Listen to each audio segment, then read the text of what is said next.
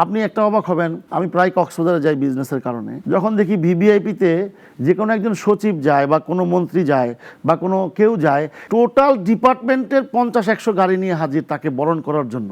সেই যে গাড়িতে তেল পুড়ছে কার টাকা? এই আমার রাষ্ট্রের গরিব মানুষের মেহনতের টাকা।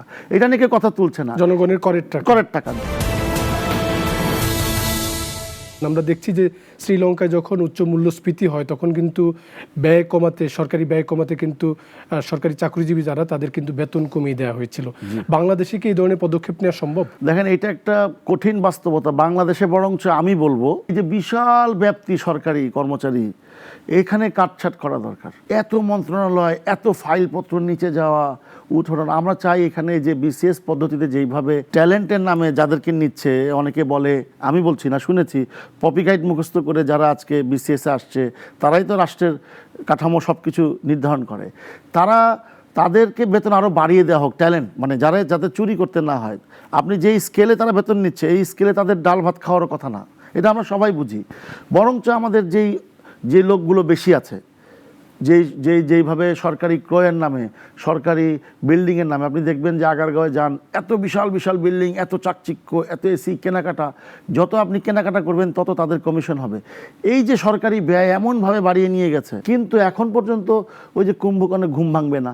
কার ঘুম ভাঙবে, কে আমাদেরকে ডেকে কথা বলবে, কে কিভাবে পলিসি করবে, তাদের সময়টা নাই।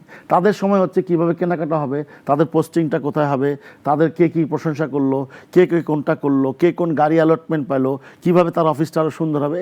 সাধারণ মানুষ নিয়ে তাদের চিন্তা ভাবনা নাই তো। আপনি একটা অবাক হবেন, আমি প্রায় কক্সবাজারে যাই বিজনেসের কারণে। যখন দেখি ভিভিআইপিতে যে কোনো একজন সচিব যায় বা কোনো মন্ত্রী যায় বা কোনো কেউ যায়, টোটাল ডিপার্টমেন্টের 50-100 গাড়ি নিয়ে হাজির তাকে বরণ করার জন্য। সেই যে গাড়িতে তেল পুড়ছে কার টাকা? এই আমার রাষ্ট্রের গরিব মানুষের মেহনতের টাকা। এটা নিয়ে কথা তুলছে না, জনগণের করের টাকা। এইখানে অনেক ব্যয় কমানো যায়। আমি দেখছি যে জেলা প্রশাসক তার সিটেই বসতে পারছে না। কেন পাচ্ছে না?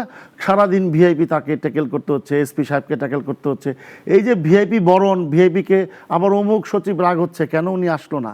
এই যে একটা আমলাদের কালচার, সেই কালচারটাকে ভেঙে দেওয়ার জন্য যে নেতৃত্ব আমাদের দরকার, সেটা আমি মনে করি এখনকার যে পলিটিশিয়ান দলগুলো আছে তাদের মধ্যে নাই। তারাও তাদেরকে ব্যালেন্স করে তাদের পলিটিক্সটা করে।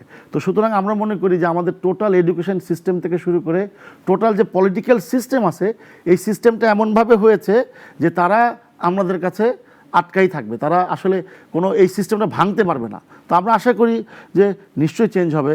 সারা পৃথিবী চেঞ্জ হয়েছে, বাংলাদেশ নিশ্চয়ই চেঞ্জ হবে।